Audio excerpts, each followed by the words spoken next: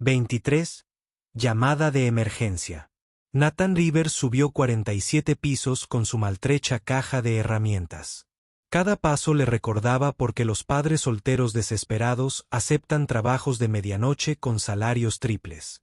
La puerta del ático se abrió para revelar a la mismísima reina de hielo de Manhattan, Sofía Sterling, CEO con una fortuna de 50.000 millones, de pie en un palacio que se sentía más frío que su camioneta averiada. Sin electrodomésticos rotos, sin fallos eléctricos, solo un silencio sofocante. Y una mujer cuyo vestido de diseñador no podía ocultar la soledad que le sangraba por los ojos. Se movía como humo a través de su museo de mármol. $2 millones, susurró, con la voz quebrando el silencio. Una noche, quédate conmigo.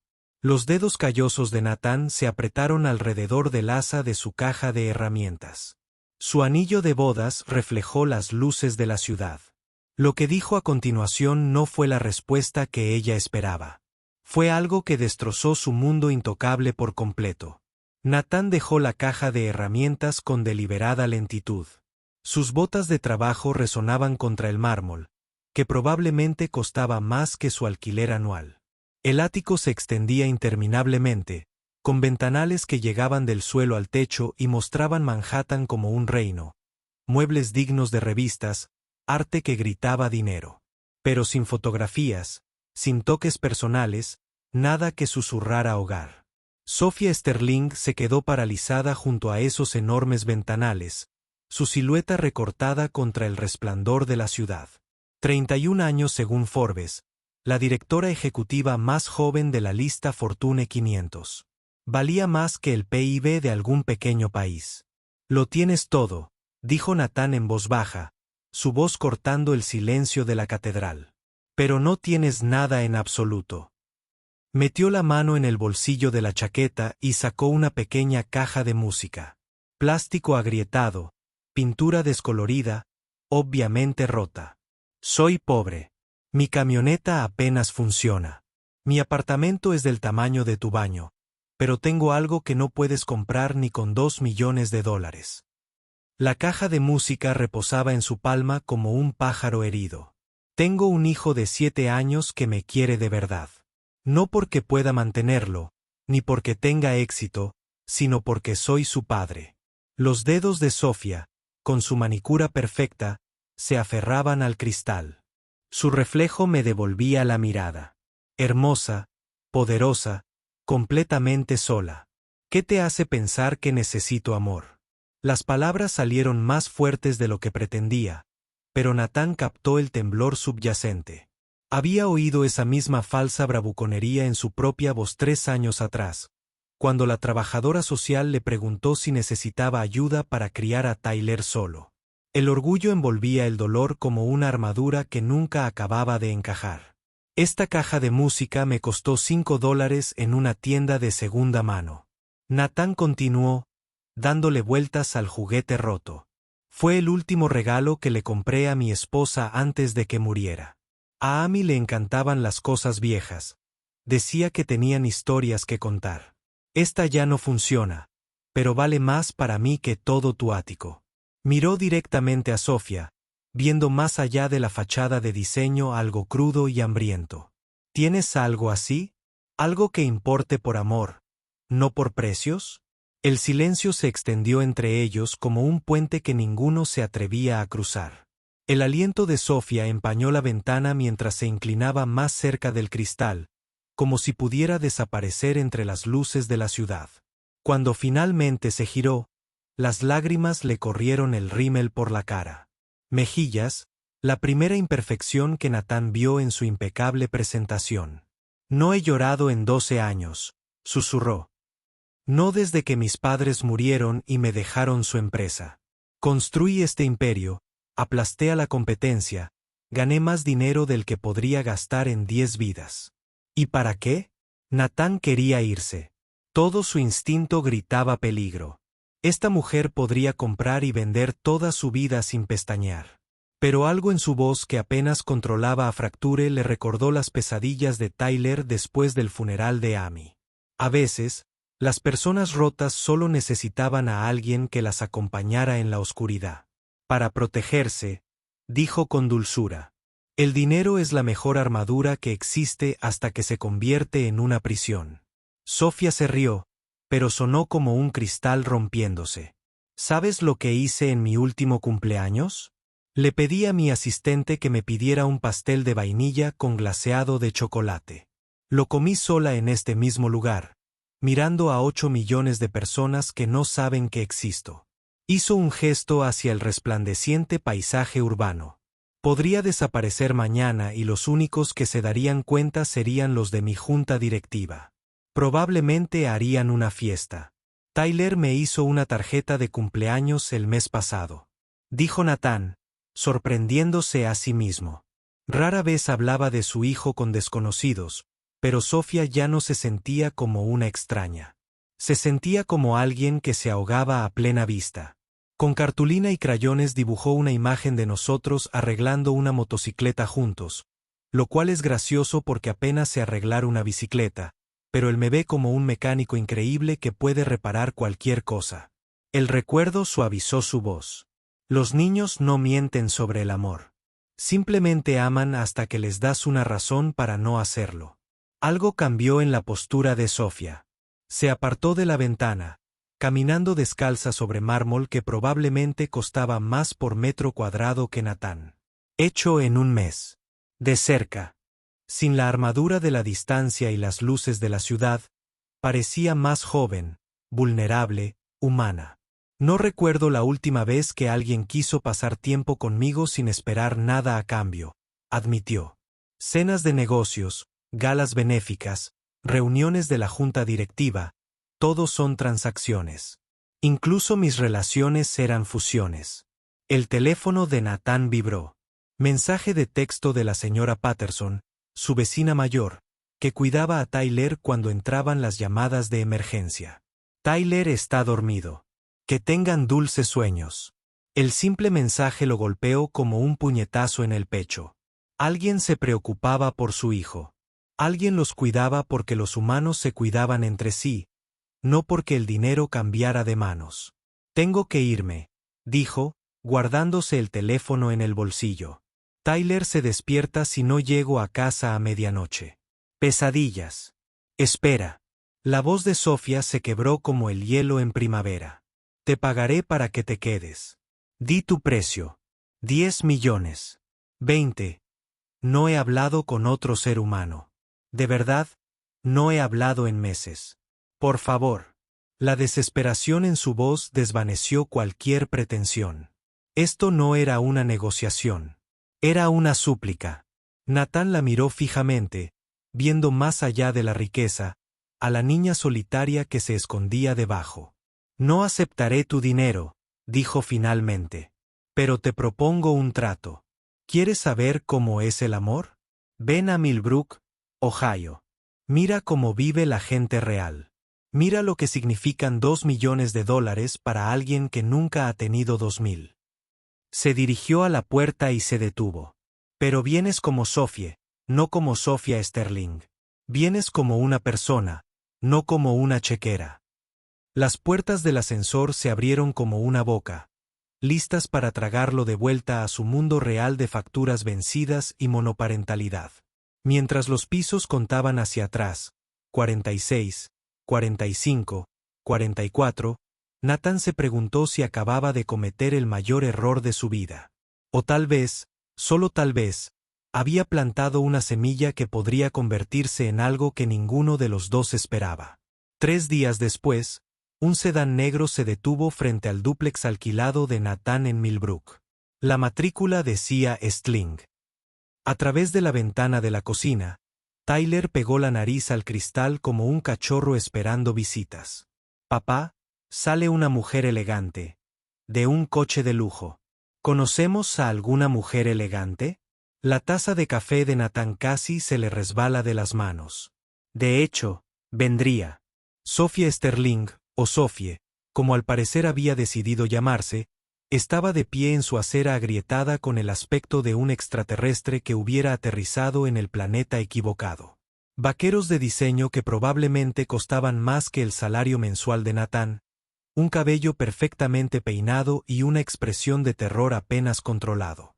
Se aferraba a una pequeña bolsa de viaje como un escudo y miraba fijamente su desgastado dúplex como si fuera a derrumbarse con su mera presencia. Tyler irrumpió por la puerta principal antes de que Nathan pudiera detenerlo. ¿Eres tú la mujer elegante? Papá dijo que podrías visitarnos, pero no le creí porque las mujeres elegantes no suelen venir a nuestra calle a menos que estén perdidas o vendan algo que no podemos permitirnos. Su honestidad de niña de 7 años golpeó el aire como una granada verbal. Nathan hizo una mueca. Pero Sophie se rió. Una risa de verdad, no la sonrisa practicada que probablemente usaba en las reuniones de la junta directiva. Soy Sophie, dijo, agachándose para a la altura de los ojos de Tyler. Y sí, supongo que soy una mujer elegante, pero espero que tú y tu papá puedan enseñarme a ser una persona normal por unos días. Tyler ladeó la cabeza como un cachorrito confundido, procesando la petición con la seriedad que solo los niños podían mostrar. Es fácil, declaró. La gente normal cena cereales a veces y ve dibujos animados en pijama. ¿Tienes pijama? La pregunta pilló a Sophie desprevenida. Nathan la observó inventariar mentalmente su armario, probablemente lleno de trajes elegantes y vestidos de noche, pero pijamas. Duermo hasta tarde. Empezó, pero luego se detuvo, dándose cuenta claramente de que los camisones de seda que valen más que los coches de la mayoría de la gente no se consideraban pijamas en el mundo de Tyler. No, admitió. No creo que tenga pijamas.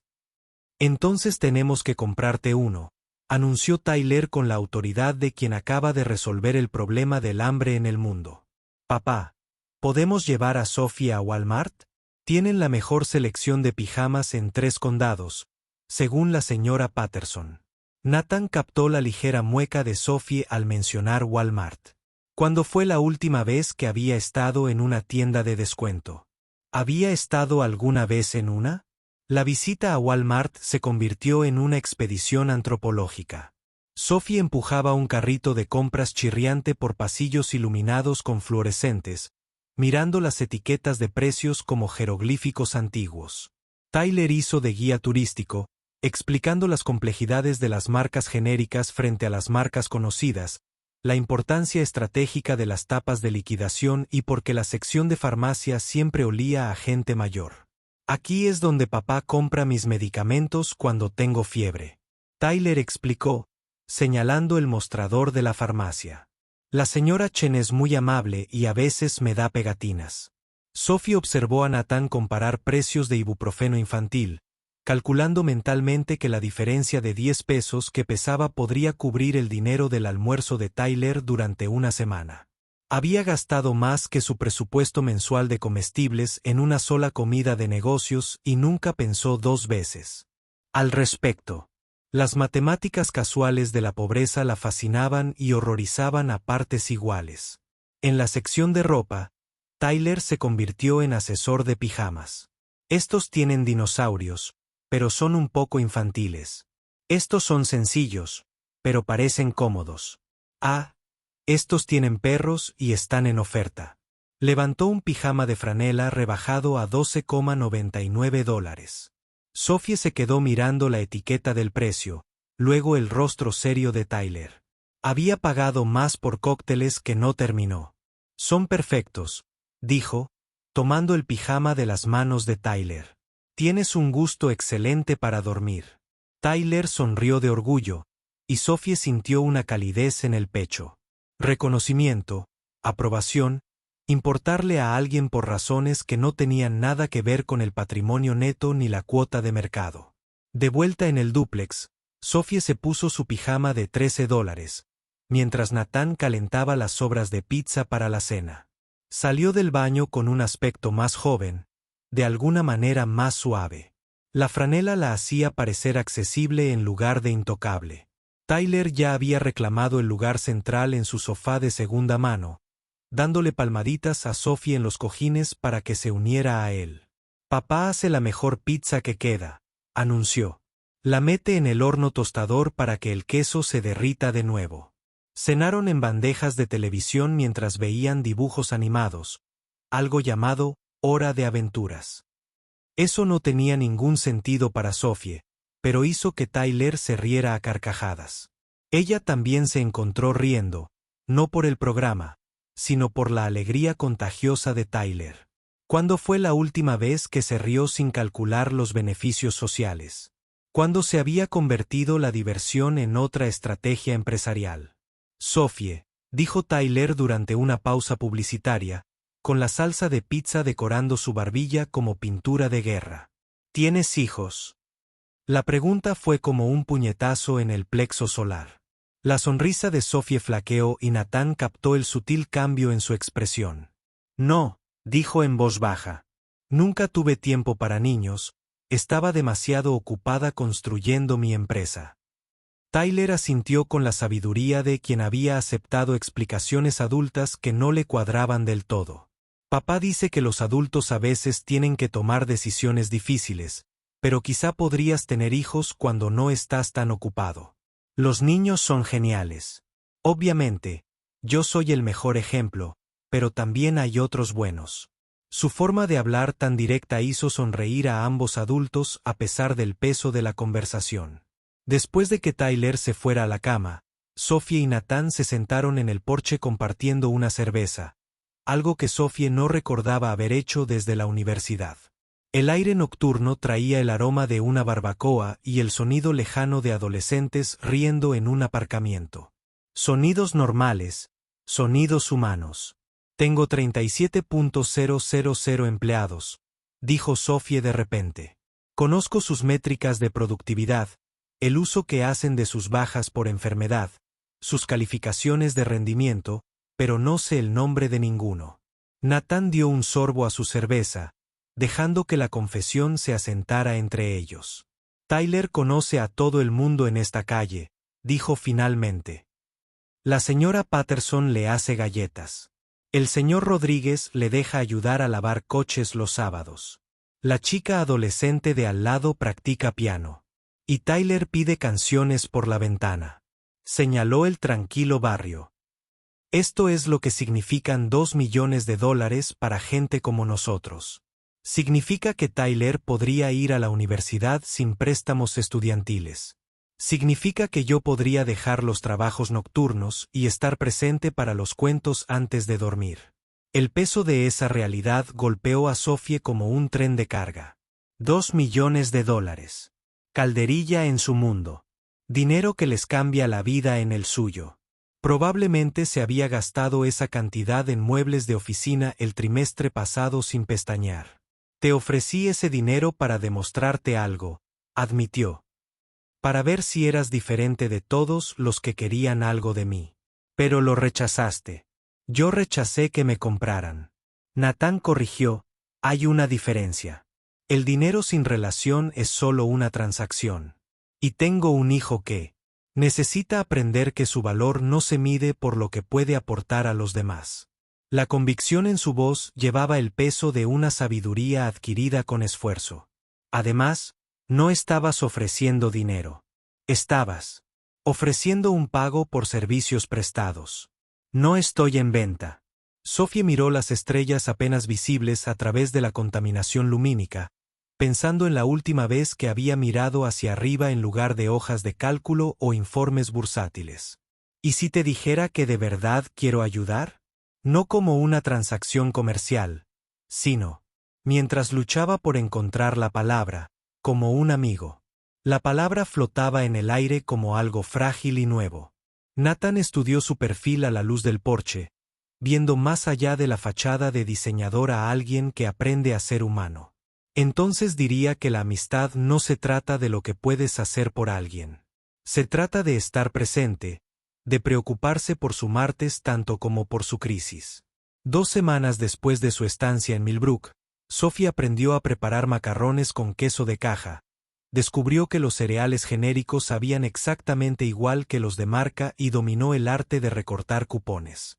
También descubrió que Tyler tenía pesadillas sobre perder a su padre, igual que perdió a su madre. Nathan aceptó trabajos nocturnos peligrosos porque pagaban mejor y porque la comunidad de personas que se cuidaban mutuamente valía más que cualquier cartera que hubiera gestionado.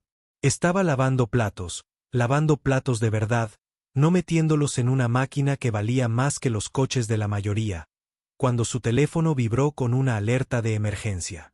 Las acciones de Sterling Enterprises cayeron un 15% tras los rumores de la ausencia del director ejecutivo. Su mano se quedó quieta en el agua jabonosa. El mundo empresarial había notado su desaparición. Nathan la encontró mirando su teléfono en el porche, con el rostro pálido a la luz de la mañana. ¿Qué tan grave?, preguntó, sentándose a su lado en las escaleras. Tyler estaba en la escuela, dándoles privacidad para cualquier crisis que se estuviera desarrollando en la otra vida de Sophie. Grave, dijo en voz baja. La junta directiva está convocando reuniones de emergencia. Los medios están especulando sobre adquisiciones hostiles. Tengo unas 48 horas antes de que todo lo que construí empiece a derrumbarse. Así que, regresa, dijo Nathan simplemente. Arregla lo que necesite arreglo. Eso es lo que hacen los líderes. Pero su voz tenía un matiz de resignación que Sophie captó al instante. Había aprendido a dominar los sutiles lenguajes de esta casa. La decepción cuidadosamente controlada de Nathan, la valiente aceptación de Tyler de decisiones adultas que no podía controlar, la silenciosa fuerza que mantenía unida a esta pequeña familia. Si vuelvo ahora, no volveré a irme nunca más, dijo Sophie, expresando el miedo que había estado creciendo en su pecho como un tumor. La empresa me consumirá. Las reuniones de la junta directiva, los márgenes de beneficio y las iniciativas estratégicas. Olvidaré cómo suena la risa de Tyler. Olvidaré que los macarrones con queso de caja saben a satisfacción cuando los comes con gente que importa. El teléfono de Nathan sonó antes de que pudiera responder. El identificador de llamadas mostraba la escuela de Tyler. Nathan palideció al responder. Señor Rivers, soy el director Morrison. Tyler ha tenido un accidente en el patio. Hemos llamado a una ambulancia. Las palabras le golpearon como golpes físicos. Nathan se puso de pie antes de que Sophie pudiera procesar lo que había oído. En el hospital, Tyler yacía inconsciente en una cama que lo hacía parecer increíblemente pequeño. Conmoción cerebral por una caída de las barras. El médico le explicó la inflamación cerebral, los periodos de observación y los formularios del seguro que Nathan no podía permitirse rellenar. Sophie vio cómo le temblaban las manos a Nathan mientras intentaba firmar papeles, lo vio calcular las facturas médicas con el dinero de la compra, vio a un buen padre enfrentarse a la peor pesadilla de cualquier padre mientras se preocupaba por la bancarrota. Sin decir palabra, Sophie desapareció en el pasillo. Cuando regresó 20 minutos después, Nathan le cogía la mano a Tyler y le susurraba historias sobre aventuras en moto que jamás emprenderían. Ya está todo bajo control, dijo en voz baja. Las facturas, los especialistas, lo que necesite, ya está todo bajo control. Los ojos de Nathan se llenaron de lágrimas que no podía permitirse derramar. No puedo dejarte. No me dejas hacer nada. Lo interrumpió Sophie. Elijo ayudar al hijo de mi amiga. Eso es lo que hacen las amigas. Durante 3 días, Sophie no salió del hospital. Aprendió a dormir en sillas de plástico, a buscar comida en las máquinas expendedoras, a tomarle la mano a Nathan cuando el miedo se volvía indescriptible. Llamó a su asistente y canceló las reuniones de la junta directiva, ignoró los correos electrónicos frenéticos de los accionistas, dejó que el precio de sus acciones se desplomara mientras se concentraba en las constantes vitales de Tyler. Al 4.º día, Tyler abrió los ojos y pidió pudín de chocolate. El alivio en esa habitación estéril se sintió como el oxígeno después de ahogarse. Sophie se encontró llorando, lágrimas horribles y agradecidas que no tenían nada que ver con los márgenes de ganancia, sino con amar a un niño de 7 años que le había enseñado que las mujeres elegantes podían aprender a ser personas normales. Pero mientras Sophie aprendía sobre el amor, su mundo corporativo se desmoronaba. Harrison Blake, presidente de la junta directiva de Sterling, Llegó a Millbrook como una tormenta, con el pelo canoso, traje elegante, cargando con la autoridad del dinero y el poder de antaño. Encontró a Sophie en la cafetería del hospital, todavía con su pijama de $13 debajo de la chaqueta prestada de Nathan. «Esto se acaba ahora», dijo Harrison sin preámbulos. Sterling Enterprises ha perdido $12,000 millones en capitalización bursátil mientras tú has estado jugando a las casitas con esta gente. La Junta vota mañana sobre tu destitución como CEO. Tienes 12 horas para volver a Nueva York y salvar tu carrera o 30 años de construir esta empresa desaparecen. Sophie se miró fijamente en las luces fluorescentes de la cafetería, viendo ambas versiones de sí misma. La poderosa CEO que podía comprar y vender empresas, y la mujer que había aprendido a amar los macarrones con queso envasados. ¿Y si los elijo a ellos?, preguntó en voz baja. ¿Y si elijo el amor por encima de los márgenes de ganancia? La risa de Harrison fue cortante como un cristal roto. Entonces lo pierdes todo. Tu empresa, tu fortuna, tu legado. ¿Para qué? Un manitas y su hijo que olvidarán que existes cuando la novedad pase. Sus palabras cortan como instrumentos quirúrgicos, precisas y devastadoras. ¿Crees que esto es real? ¿Crees que les importa Sophia Sterling? ¿O te importa tu chequera? La pregunta siguió a Sophie hasta la habitación de Tyler, donde Nathan leía Huevos Verdes con Jamón con diferentes voces mientras Tyler reía débilmente. Los observó a través de la puerta. Este padre que tenía 3 trabajos para mantener a su hijo a salvo. Este niño que amaba incondicionalmente a pesar de la pérdida y el miedo. ¿Eran sus amigos o su último proyecto benéfico? Nathan levantó la vista y la sorprendió observándolo. ¿Estás bien? Pareces haber visto un fantasma. Sophie forzó una sonrisa que parecía vidrio roto. Solo estaba cansada. La iluminación del hospital hace que todos parezcan medio muertos. Pero la expresión de Nathan cambió, leyendo algo en su rostro que no podía ocultar. ¿Qué pasó? ¿Qué no me estás contando? Antes de que Sophie pudiera responder, Tyler intervino desde su cama. Sophie, cuando salga de aquí, ¿podemos hacer panqueques? De los de verdad, con sirope y todo. Papá siempre los quema, pero apuesto a que eres bueno con los panqueques. Su fe inocente la golpeó como un puñetazo. Esta niña confiaba en ella, la amaba, creía que estaría ahí para las mañanas de panqueques, los cuentos para dormir y todos los pequeños momentos que hacían que la vida valiera la pena. Tengo que volver, dijo Sophie, con las palabras desgarrándose de su garganta como una confesión. Mi compañía. Hay una crisis.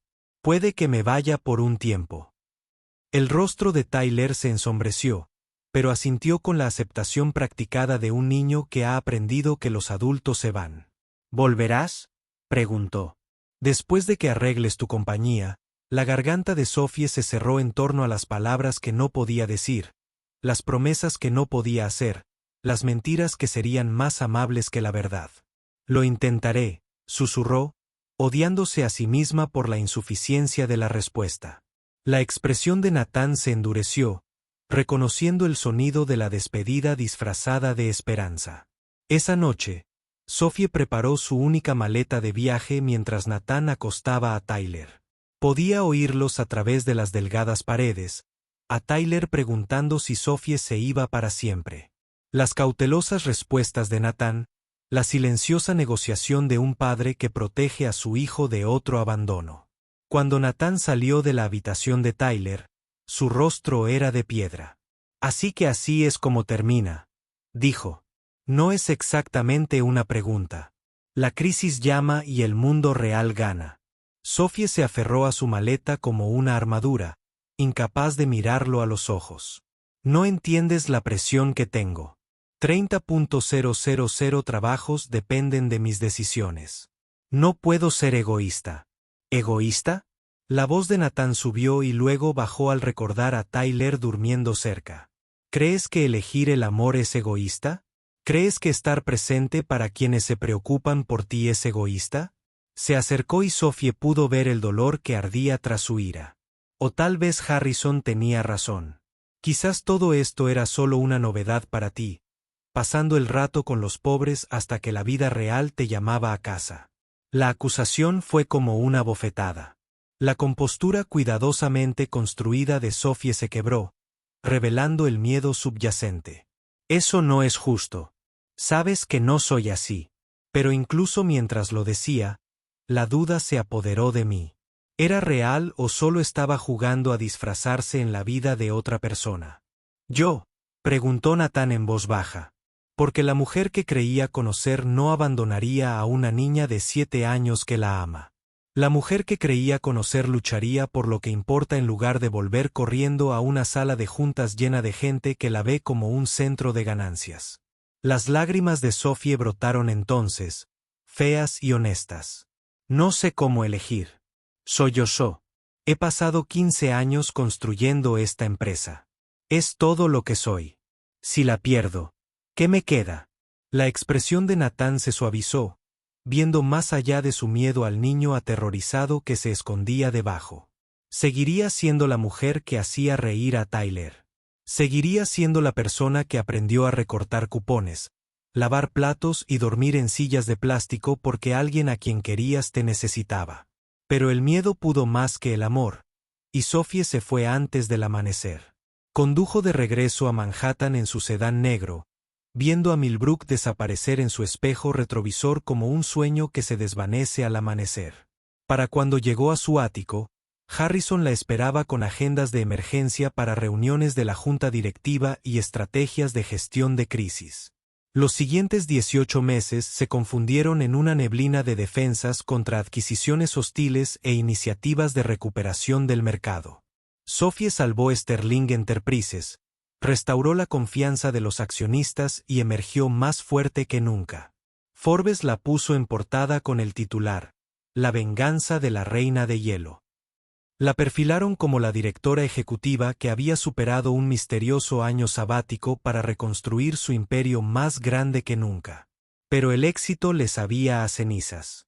Sophie intentó llenar el vacío con trabajo, con logros, con los elogios vanos de quienes valoraban su patrimonio neto por encima de su humanidad.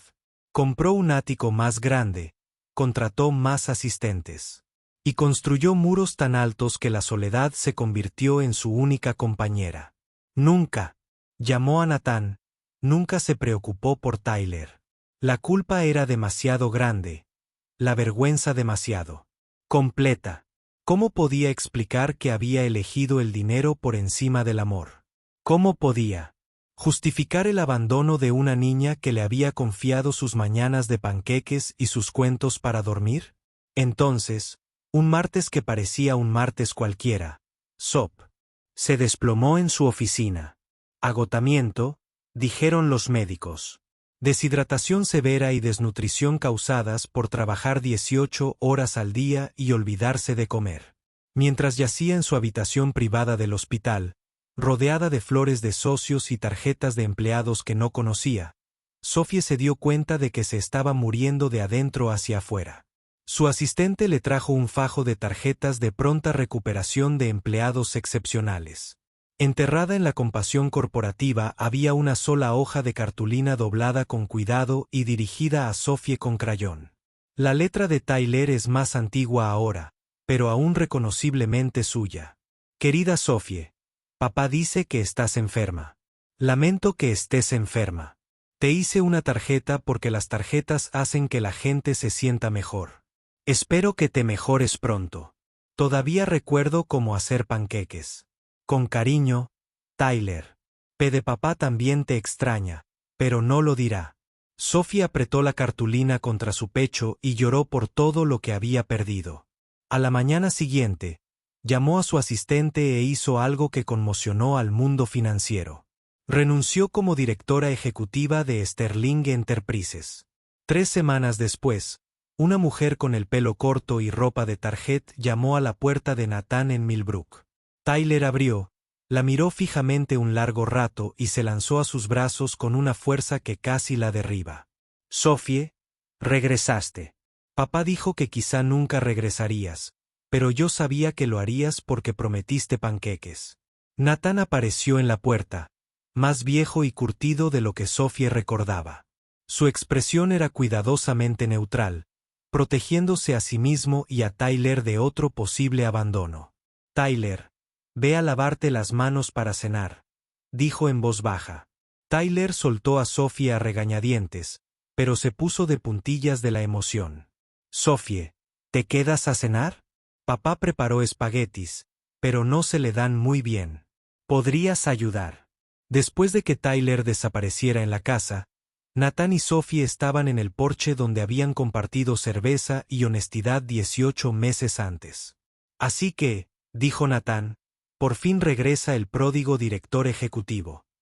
Su voz traía el dolor de una cicatriz que no había sanado del todo. Sophie asintió, aceptando la sentencia.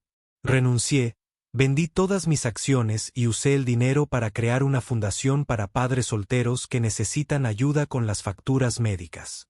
Nathan arqueó ligeramente las cejas y compré una casita a 2 calles de distancia. Voy a abrir un negocio de consultoría financiera para pequeñas empresas y familias, ayudando a la gente a administrar el dinero en lugar de solo ganarlo. La voz de Sophie se fortaleció al hablar. Quiero estar aquí, Nathan, para las mañanas de panqueques de Tyler, la ayuda con las tareas y las obras de teatro escolares para lo que venga. ¿Y qué hay de la próxima crisis?, preguntó Nathan. La próxima reunión de la junta directiva que te necesite. La próxima vez que elegirnos se sienta como elegir menos. Las preguntas flotaban entre ellos como exámenes para los que Sophie no había estudiado. No habrá una próxima vez, dijo simplemente. Aprendí algo en esa habitación de hospital. El éxito sin gente con quien compartirlo no es éxito. Es solo una soledad cara. La voz de Tyler llegó desde la cocina. Papá. Sophie.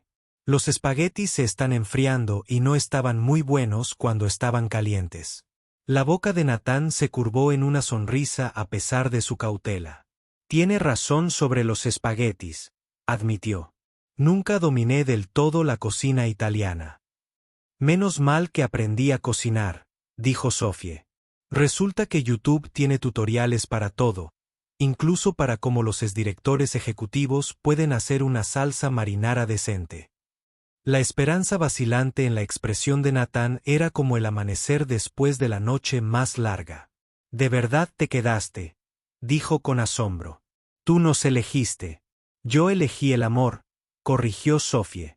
Lo mismo, pero más preciso.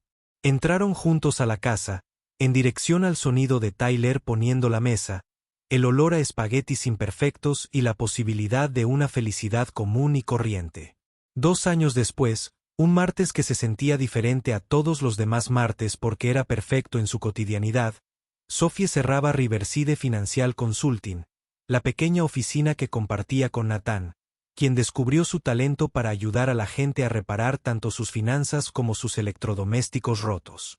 Tyler, que ahora tenía 10 años y mostraba signos de haber heredado la aptitud mecánica de su padre, construía algo complicado con legos en un rincón.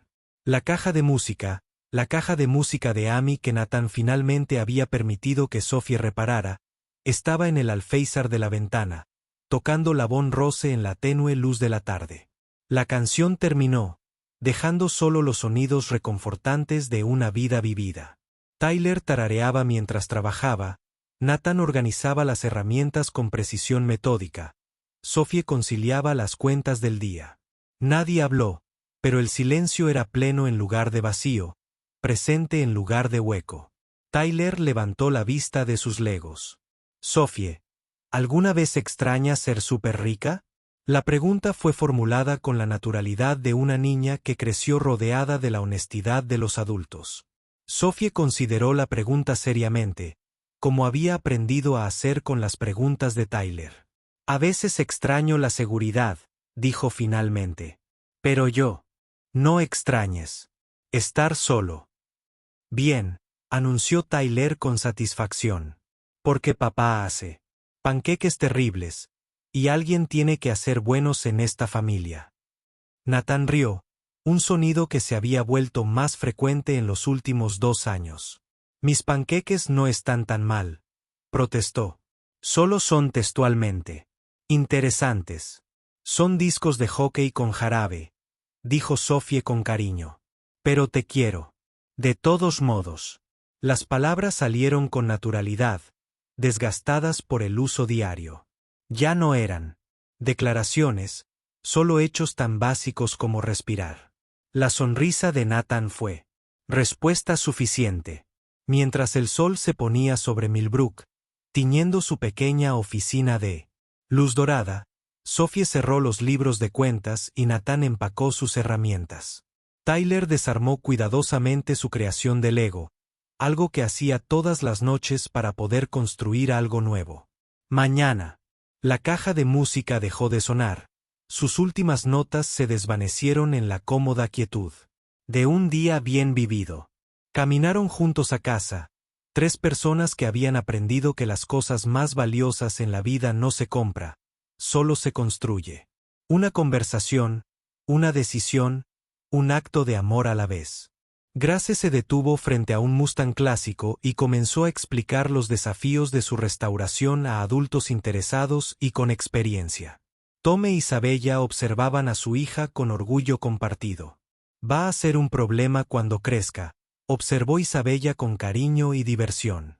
Inteligente, segura de sí misma y completamente indiferente a las figuras de autoridad. Tom rió, atrayendo a Isabella hacia sí. Eso lo heredó de ambos. Dijo, que Dios ayude a cualquier chico que intente aprovecharse de ella. La tarde se alargó, larga y dorada, llena de placeres sencillos que antes les habían parecido imposibles a los 3. Al terminar la exhibición de autos, la familia Carter Montgomery comenzó a recoger su exhibición.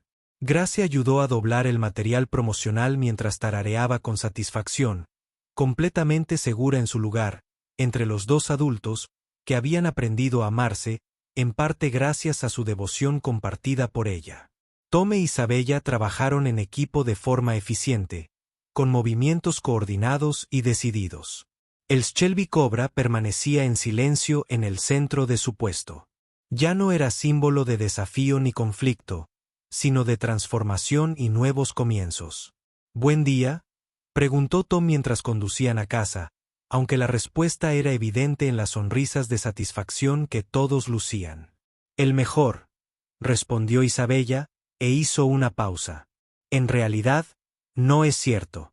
Cada día contigo y con Grace es mejor que el anterior. Nunca pensé que tendría esta vida.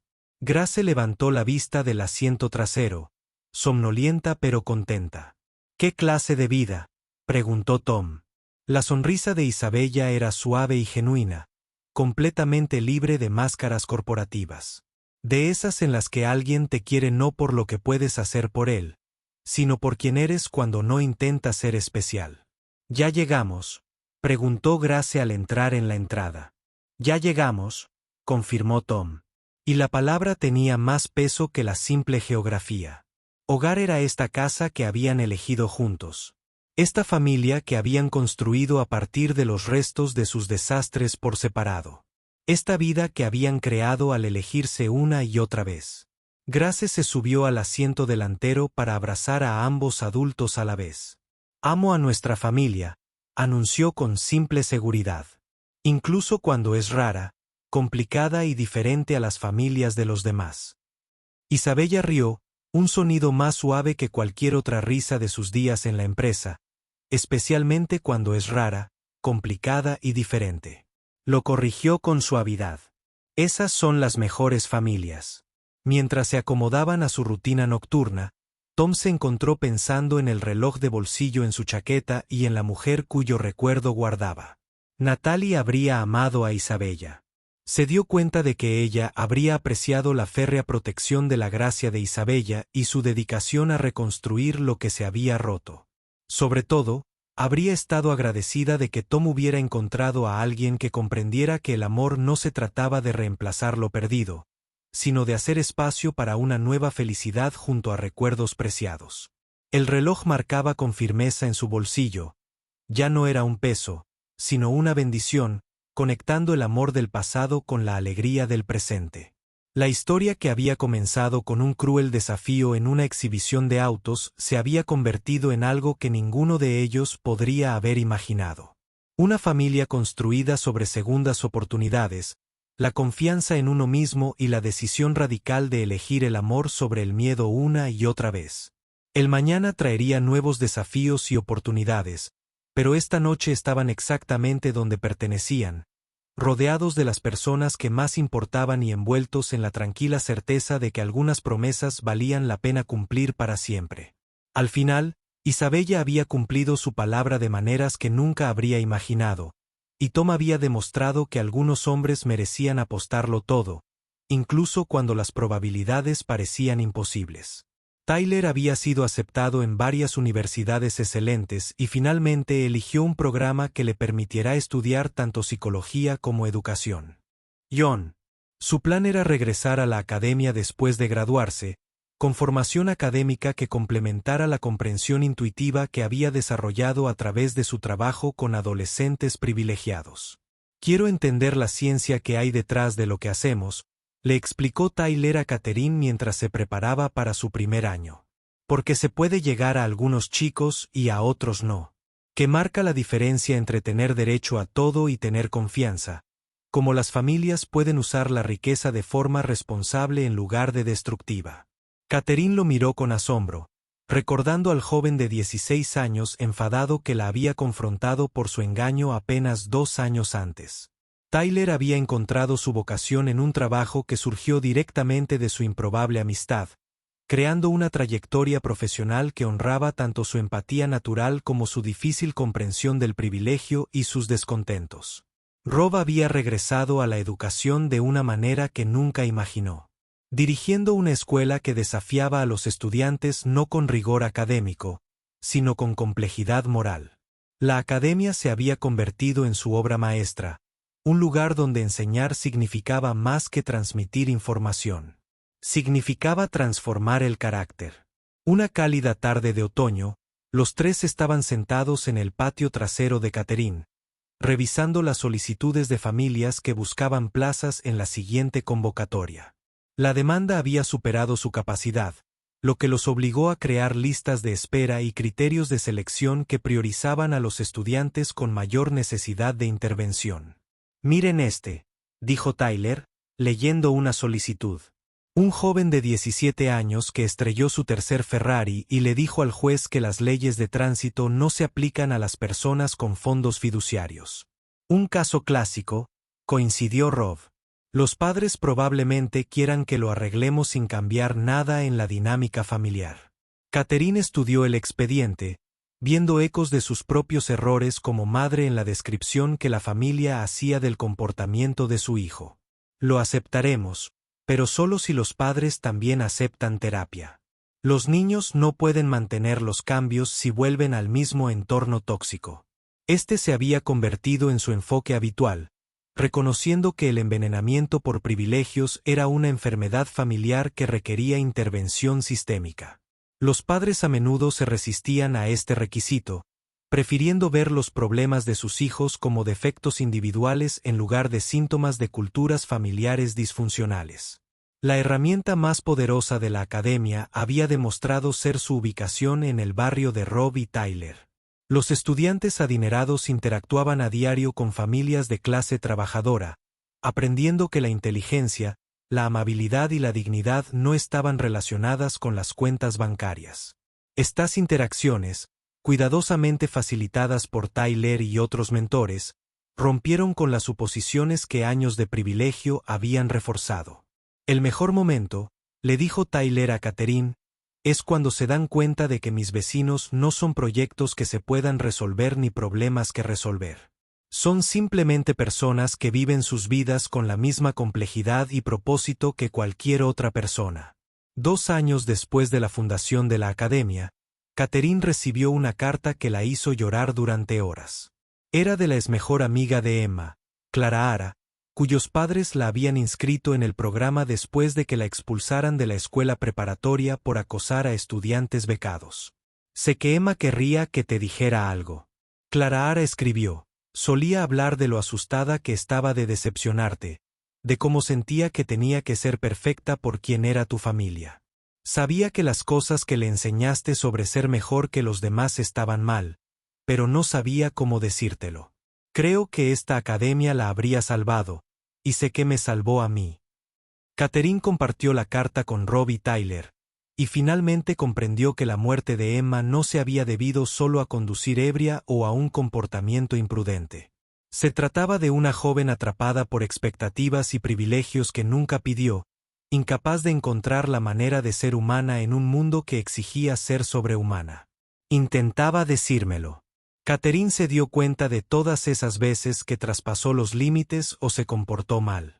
Intentaba mostrarme que la persona que yo la estaba criando para que fuera no era quien ella quería ser.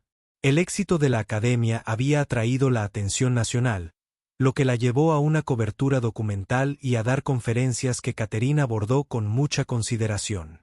Estaba dispuesta a compartir su historia, pero solo de maneras que honraba la memoria de Emma a la vez que protegía la privacidad de los estudiantes a los que atendían. Tyler se vio solicitado como ponente en conferencias sobre desarrollo juvenil y conciencia de clase. Su perspectiva como alguien que había conectado mundos diferentes lo hacía excepcionalmente calificado para hablar tanto sobre el daño que el privilegio podía causar como sobre la posibilidad de sanarlo a través de una auténtica conexión humana. El tercer aniversario de la Real Life Learning Academy no se celebró con una celebración comunitaria, sino con una ceremonia silenciosa en la tumba de Emma. Catherine, Rob y Tyler permanecieron juntos junto a la lápida, rodeados de cartas de los graduados de la academia. Habían seguido usando sus privilegios con responsabilidad. Lo logramos, dijo Catherine en voz baja, recordando a su hija. Encontramos la manera de romper el ciclo. Les estamos enseñando a otros niños lo que yo debería haberte enseñado a ti. Ser especial significa usar tus dones para ayudar a los demás, no para separarte de ellos. Tyler colocó flores en la tumba de Emma, rosas que él mismo había cultivado en el jardín de la academia. Le habría encantado la academia, le dijo a Catherine. Habría sido una mentora increíble. Rob observó este intercambio con la satisfacción de un educador que ha presenciado una profunda transformación. La academia se había convertido en más que un programa. Era un testimonio vivo de la posibilidad de redención y del poder de la educación para sanar las heridas intergeneracionales. Mientras caminaban de regreso a sus autos, Catherine reflexionó sobre el camino que los había traído a este momento.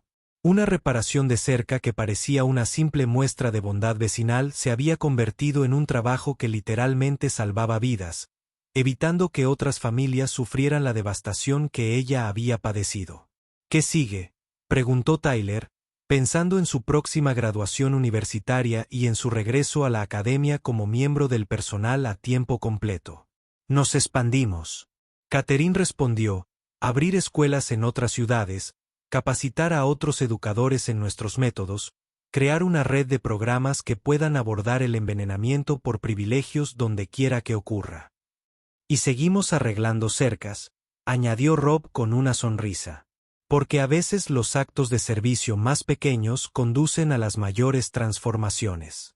La cerca entre sus propiedades aún se mantenía en pie, desgastada pero sólida, un recordatorio de que los buenos límites podían crear conexión en lugar de separación. Pero ahora también servía como parte del campus de la academia, donde adolescentes privilegiados aprendían a mantener y reparar cosas con sus propias manos, descubriendo la dignidad en el trabajo y la satisfacción en el trabajo honesto. La transformación de Catherine, de una socialité con derecho a todo a una educadora dedicada, había tomado 3 años. Pero Tyler comprendió que el verdadero plazo no se medía en meses, sino en vidas cambiadas. Cada graduado de la academia regresaba a su familia adinerada con nuevos valores y perspectivas. Creó un efecto dominó que influiría en las generaciones futuras. La muerte de Emma destrozó la comprensión de Catherine sobre todo lo que creía en la crianza y los privilegios.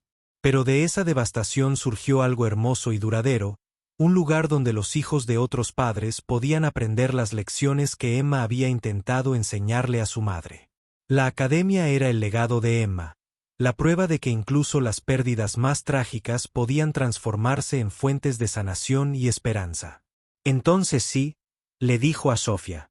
Veamos cuánto puede crecer esto. Mientras se preparaban para salir del centro de arte, David echó un último vistazo al espacio que se había convertido en la encarnación física del legado de su padre. Las obras de arte de los estudiantes cubrían las paredes. Los anuncios de becas llenaban un tablón de anuncios cerca de la entrada, y el tenue aroma a pintura y posibilidades flotaba en el aire como incienso en una catedral. Afuera, la placa de bronce reflejaba la luz del atardecer, proyectando sombras que hacían que las palabras grabadas parecieran bailar. Centro de Arte Robert Matthews, dedicado a la creencia de que cada persona tiene algo hermoso para ofrecer al mundo. Emma se adelantó hacia el coche, agarrando su dibujo enmarcado y charlando sobre las técnicas de mural que había aprendido. Sofía caminó junto a David en un cómodo silencio, ambos asimilando la magnitud de lo que habían construido juntos. ¿Crees que él lo sabe?, preguntó Sofía al llegar al estacionamiento. De alguna manera. ¿Crees que tu padre sabe lo que surgió de esas lecciones de arte que me dio? David consideró la pregunta seriamente, viendo a su hija bailar alrededor del coche con la energía desbordante de una niña completamente sana. Papá solía decir que el amor nunca muere del todo. Simplemente encuentra nuevas formas de expresarse. Mirando a Emma, mirando lo que hemos creado juntos, mirando a todos esos niños ahí dentro, descubriendo que tienen dones que vale la pena compartir. Hizo una pausa, sintiendo la verdad calar hondo. Sí, creo que él lo sabe, y creo que está orgulloso de todos nosotros. El viaje a casa los llevó por el corazón de su pequeña ciudad, pasando por el banco comunitario donde había comenzado todo este viaje. David miró el edificio. Mientras pasaron, recordando al hombre desesperado que se había sentado en esa silla de vinilo hacía apenas 7 meses, aferrado a facturas médicas y enfrentándose a decisiones imposibles. Ese hombre había estado tan concentrado en lo que no podía darle a su hija que casi se perdió la lección más importante que su padre había intentado enseñarle. Que aceptar ayuda no es señal de debilidad. Es reconocer la interconexión que hace posible una vida plena. Papá, dijo Emma desde el asiento trasero, interrumpiendo sus pensamientos. Cuando sea mayor, quiero ayudar a dirigir la fundación. ¿Te parece bien? Más que bien, respondió David, al ver su mirada por el retrovisor. Pero no tienes que decidir eso ahora. Tienes mucho tiempo para descubrir qué quieres ser. Ya lo sé, dijo Emma con la seguridad que solo los niños pueden dominar. Quiero ser como el abuelo Robert. Quiero ayudar a las personas a ver lo hermosas que son. Y ahí estaba. David comprendió la verdadera medida del éxito de su padre. La validación definitiva de cada decisión que Robert Matthews había tomado durante sus 30 años de enseñanza. No las galerías, ni las fundaciones, ni las placas de bronce, sino el simple deseo de una niña de 9 años de continuar la labor de ayudar a las personas a reconocer su propio valor. Al llegar a la entrada de su casa, David sintió una profunda sensación de plenitud, como si el círculo que había comenzado con la bondad de su padre hacia una adolescente con dificultades finalmente hubiera encontrado su camino a casa. El mañana traería nuevos desafíos, nuevas oportunidades para ampliar el alcance de la fundación, nuevas oportunidades para honrar la memoria de Robert con acciones en lugar de palabras. Pero esa noche, mientras Emma colgaba el dibujo de su abuelo en el lugar de honor sobre la chimenea, y Sofía los acompañaba para una cena sencilla de sopa casera y pan comprado, David Matthews comprendió que vivía dentro de la mayor obra maestra de su padre, una vida dedicada a la proposición radical de que todos merecen ser vistos, valorados y tener la oportunidad de prosperar. Las luces fluorescentes del Riverside Community Bank parecían menos intensas ahora cuando David lo visitó para realizar los depósitos trimestrales de la fundación. La agente de préstamos, que había rechazado su solicitud 7 meses antes, siempre lo recibía con genuina calidez, tras haber visto la cobertura de las noticias locales sobre la inauguración del Centro de Arte y la expansión de la fundación. Cuesta creer que todo haya empezado en este vestíbulo, había comentado durante su última visita, señalando el lugar donde conoció a Sophia Smith. El mejor rechazo que he recibido, respondió David, y lo decía en serio. Porque a veces la palabra no es solo la forma en que el universo te señala un sí mucho más grande, uno que incluye no solo tus propios sueños, sino los sueños de todos aquellos cuyas vidas estás destinado a tocar en el camino.